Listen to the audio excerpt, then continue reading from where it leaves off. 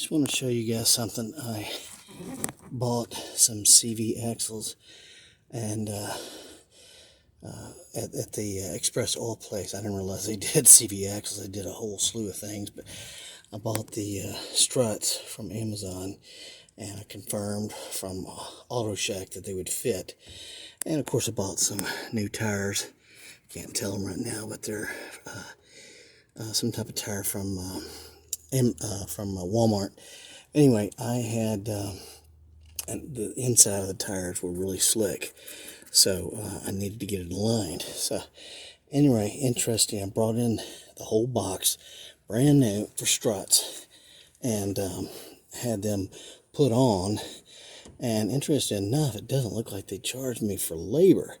So, and the alignment for the tires and the struts and the axles all cost $50, which was incredible because normally it's $100 plus. Anyway, I got two CV axles added to the car. This thing runs great. You can tell there's no slippage anymore in running the car. The struts, there's no crunch noise when you come off of a driveway that has a hill and hit the street.